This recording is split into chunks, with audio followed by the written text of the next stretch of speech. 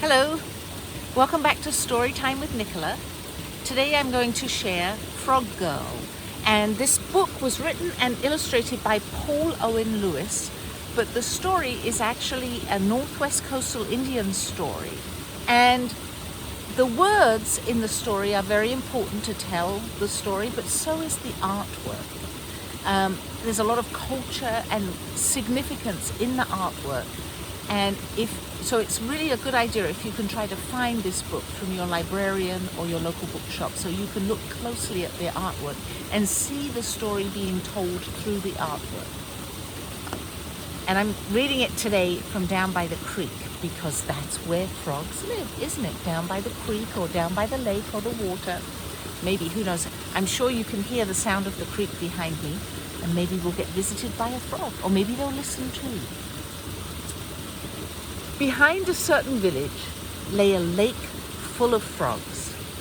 The chief's youngest daughter often went there alone to listen to their songs. But today as she approached, she heard no singing. She heard human voices instead. "Quick, let's go. We have them all," said one. "Now we are great hunters too," boasted the other.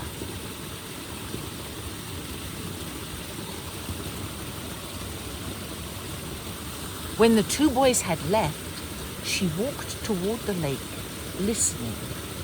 At first, all seemed quiet and still. Then, close by, a small voice said, "Sister, I am calling you." "Who said that?" asked the girl, for she could see no one. "Here I am." See the little frog? The chief's daughter looked down to find a small frog in the tall grass. "Oh my, how is it you use human speech?" asked the girl.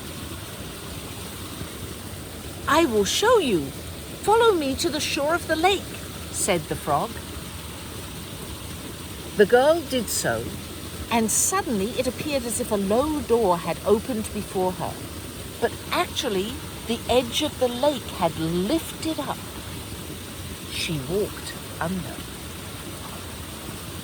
At once, she found herself in a large, deserted village. A young woman was standing at her side. "You see, we live as you do," she said. See the young woman? And she's actually a frog, isn't she? "But where are the people of your village?" asked the girl. "This is what my grandmother wishes to ask you. That is her house behind. Come, this blanket is for you. We shall see her now." See all that wonderful artwork? The house was bigger and more beautiful than any she had ever seen. Inside, the floor rumbled and it was very hot. At the back sat a small and very old woman. There's the woman right there. "Granddaughter, I am alone. My children have been taken, and I no longer have their songs to comfort me." "Do you know where my children are?" asked the old woman.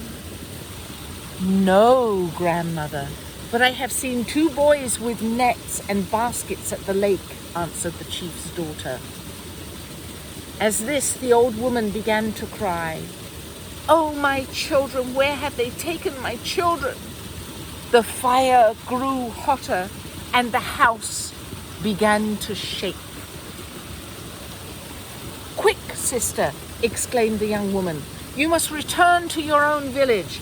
I fear something terrible is about to happen." "But how?" asked the girl. "Close your eyes and think of the lake only. Do not think of this place." The girl did so, and there she was, on the shore of the lake again. But it was no longer still and quiet as before. Black smoke filled the air, and thunder roared in the distance. Alarmed, the chief's daughter ran through the forest back to her own village. But there was no one there. The volcano was erupting and the forest was on fire. Her village would soon be destroyed. The girl called into each house for anyone who may have stayed behind. No one answered, until she got to the last house at the end of the row. But the voices weren't human. They were the voices of frogs instead. See them in the box there? Coming from a box in the corner. "Oh, my relatives, come! I'll take you home to your grandmother," cried the chief's daughter.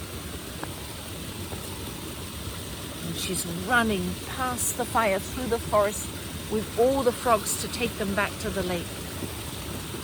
Eagerly, the frogs slipped beneath the surface of the lake.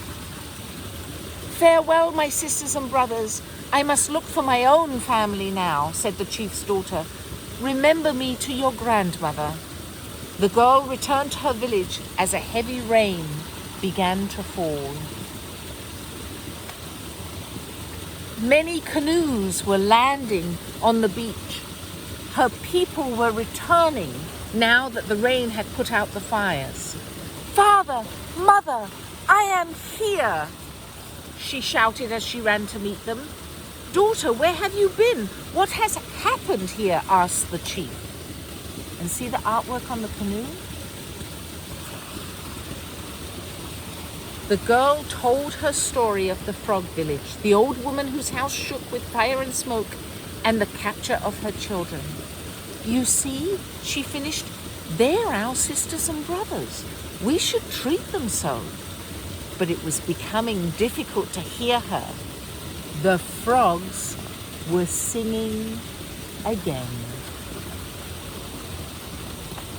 That's the end of that story. I hope you enjoyed it, and look for the book so you can see the artwork. Bye-bye.